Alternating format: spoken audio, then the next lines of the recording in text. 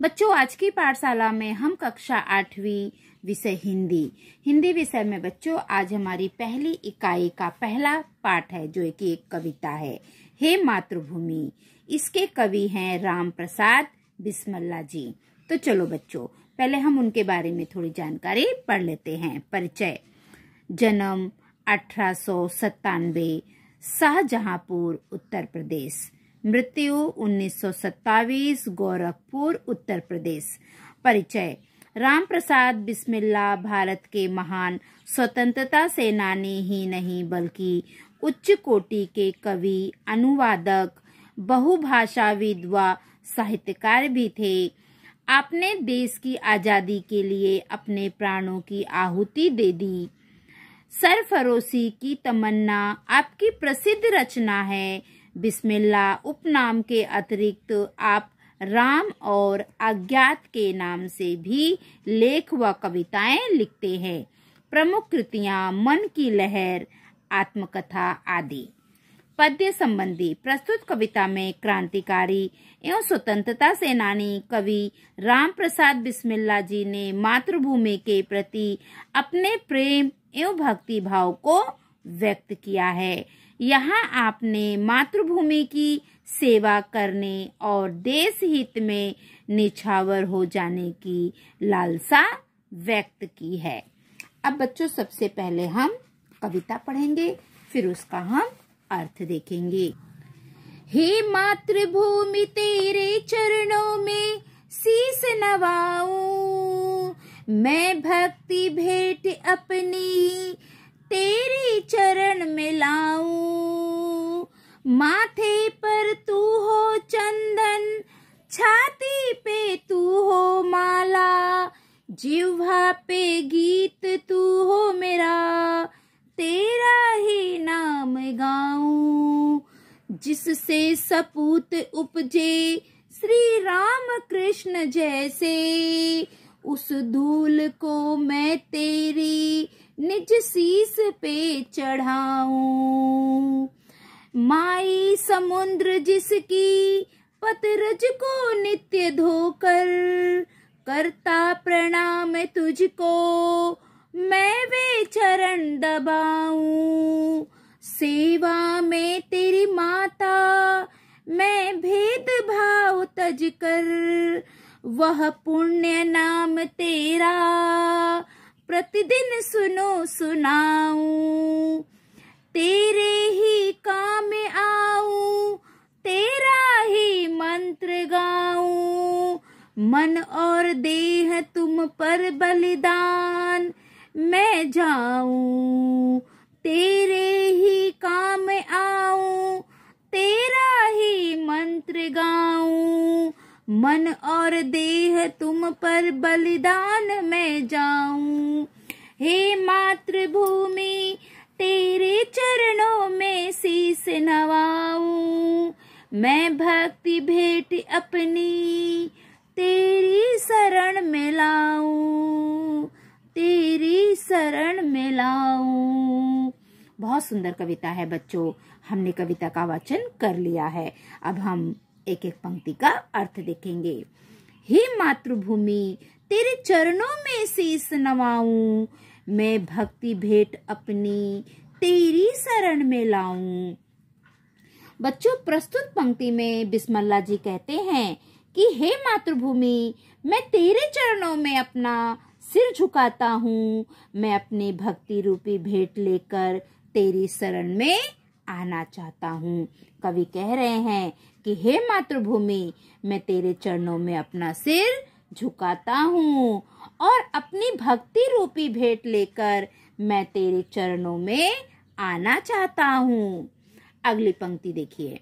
माथे पर तू हो चंदन, छाती पर तू हो माला, जिह्वा पे गीत तू हो मेरा, तेरा ही नाम गाऊं। बच्चों, प्रस्तुत पंक्ति में कवि बिस्मिल्लाह जी कहते हैं, किससे कहते हैं? मातृभूमि। मातृभूमि मतलब धरती माँ। धरती माँ से कहते हैं, हे माँ, मेरे मस्तक पर तुम ही चंदन के समान विराजित हो। यहाँ पर कवि मातृभूमि धरती माँ से कह रहे हैं कि हे माँ, मेरे मस्तक पर आप ही चंदन के समान विराजित हो। तुम ही मेरे हृदय पर माला के समान सुशोभित हो। हे माँ, मेरी जिह्वा पर सिर्फ तेरा ही नाम रहे और मैं हमेशा तेरे ही गुणगान गाऊं, तेरा ही गान करते रहूं। अगली पंक्ति देखते हैं बच्चों।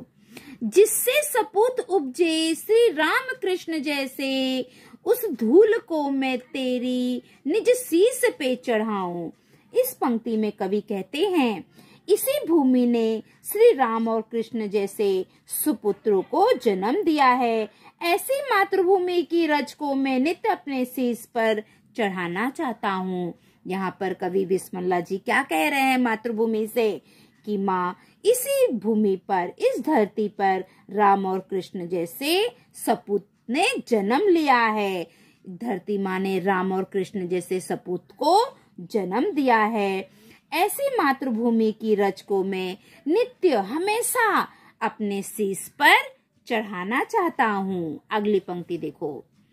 माई समुद्र जिसकी पद रज को नित्य धोकर करता प्रणाम तुझको, मैं वे चरण दबाऊं। बच्चों, प्रस्तुत पंक्ति में कवि बिस्मिल्लाह जी कह रहे हैं कि हे माँ, हे मातृभूमि, समुद्र सदा तुम्हारे जिन चरणों को धोकर तुम्हें प्रणाम करता है, मैं उन चरणों को दबाना चाहता हूँ, उन चरणों की मैं सेवा करना चाहता हूँ। कवि बिस्मिल्लाह जी कह रहे हैं कि हे धरती माँ, समुद्र हमेशा तुम्हारे सदा जिन चरणों को धोता है, तुम्हें प्रणाम करता है, मैं तुम्हारे उन चरणों को दबाना चाहता हूँ, उन चरणों की सेवा करना चाहता हूँ। अगली पंक्ति देखते हैं बच्चों। सेवा में तेरी माता मैं भेदभाव तज कर, वह पुण्य नाम तेरा प्रतिदिन सुनाऊं। प्रस्तुत पंक्ति में कवि बिस्मिल्लाह जी कहते हैं, माता, मैं हर तरह का भेदभाव त्याग कर, भूल कर तेरी सेवा करना चाहता हूँ। मैं चाहता हूँ कि प्रतिदिन तेरा पुण्य नाम ही सुनूं और मैं दूसरों को ही तेरा नाम सुनाऊं। कवि बिस्मिल्लाह जी धरती माता से कहते हैं कि हे माता, मैं हर तरह का भेदभाव भूलकर तेरी सेवा करना चाहता हूँ और मैं चाहता हूँ कि प्रतिदिन मैं तेरा ही नाम सुनूं और सभी लोगों को मैं तेरा ही नाम सुनाऊं।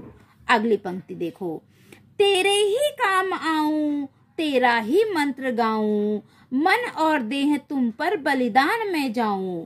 प्रस्तुत पंक्ति में कवि बिस्मिल्लाह जी कहते हैं कि मैं मंत्र के रूप में तेरा ही नाम जपता रहूं, जिस भी रूप में हो सके मैं तेरे लिए समर्पित रहूं, मैं अपना तन और मन तेरे लिए बलिदान कर दूं। यहाँ पर कवि धरती माता से कह रहे हैं कि हे माँ, जो मंत्र के रूप में, जैसे बहुत लोग मंत्र बोलते हैं ना, तो कवि कह रहे हैं कि हे माता, मंत्र के रूप में मैं आपका ही नाम जपता रहूं, जिस रूप में भी हो सके मैं आपके लिए समर्पित रहूं, मैं अपना तन मन तेरे लिए ही बलिदान कर दूं, तेरे लिए अर्थात धरती माता के लिए बलिदान कर दूं। तो बच्चों, हमने इस कविता का अर्थ देख लिया है। अब हम इस कविता के स्वाध्याय देखेंगे। ठीक है बच्चों, चलो अब हम स्वाध्याय देखते हैं। स्वाध्याय में सबसे पहले है शब्द वाटिका। नवाना, झुकाना, शीश सिर, जिह्वा जीभ, रज धूल, बलिदान प्राणहुति निछावर, देह शरीर। सूचना के अनुसार कृतियां करो, कृति पूर्ण करो। जैसे सूचना दी गई है उसके अनुसार हमें कृति करना है। ठीक है, तो यहाँ पे क्या करना है? पहला है मातृभूमि की विशेषता। तो बच्चों, हमें मातृभूमि की 4 विशेषता लिखना है। तो आप लोगों को कौन सी विशेषता याद है बताओ? मातृभूमि की हमें 4 विशेषताएं लिखना है। पहली विशेषता है इसने श्री राम कृष्ण जैसे सपूतों को जन्म दिया। तो मैं कहाँ लिखूं? चलो मैं यहाँ पे लिखती हूँ बच्चों। तो पहली विशेषता क्या है? राम कृष्ण जैसे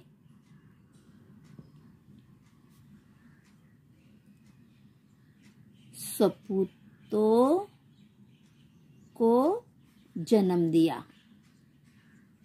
ये पहली विशेषता हो गई। ठीक है, अब हमें दूसरी विशेषता लिखना है। समुद्र नित्य जिसकी पदरज को धोता है। तो हम लिखेंगे समुद्र नित्य इसकी पदरज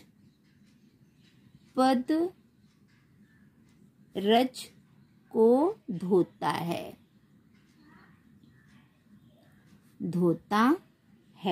अब तीसरा विशेषता है समुद्र से प्रणाम करता है।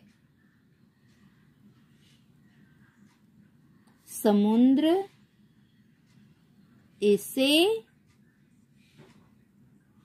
प्रणाम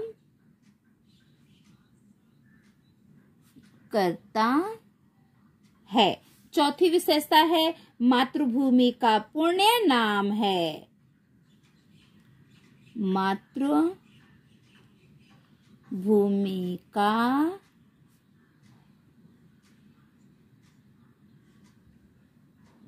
पुण्य, ये पू आधड़ और यह है पुण्य नाम है। बच्चों ये आधा प है, ठीक है, नहीं तो आपको आधा श लगेगा। ये प है। ये हो गई मातृभूमि की 4 विशेषता। अब हमारा प्रश्न दूसरा है, कृति पूर्ण करो। कवि मातृभूमि के प्रति अर्पित करना चाहता है। जो कवि है ये मातृभूमि के प्रति अर्पित करना चाहता है। क्या अर्पित करना चाहता है मातृभूमि के प्रति? तो आएगा देह और मन। ये देखो ये ऐसे है बच्चों, देह और मन अर्पित करना चाहता है। अब आगे देखो बच्चों, प्रश्न तीसरा, एक शब्द में उत्तर लिखो। हमें एक शब्द में उत्तर लिखना है। प्रश्न पहला क्या है? कवि की जिह्वा पर इसके गीत हो। कवि की जिह्वा पर किसके गीत हो? तो मातृभूमि। इसका उत्तर क्या है? मातृभूमि। दूसरा, मातृभूमि की चरण धोने वाला। तो मातृभूमि का चरण धोने वाला कौन था? समुद्र।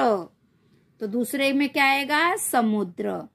तीसरा, मातृभूमि के सपूत्र। मातृभूमि के सपूत कौन कौन से सपूतों को जन्म दिया था मातृभूमि ने? श्री राम और कृष्ण। ये तीसरे का उत्तर है।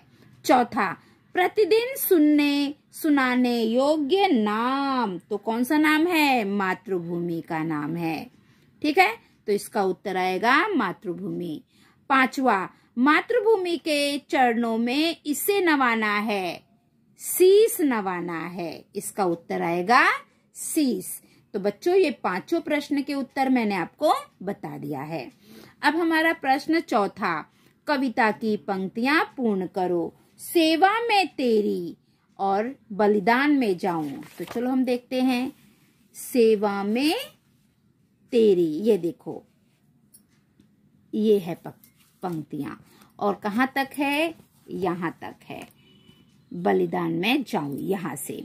सेवा में तेरी माता मैं भेदभाव तज कर, वह पुण्य नाम तेरा प्रतिदिन सुनाऊं।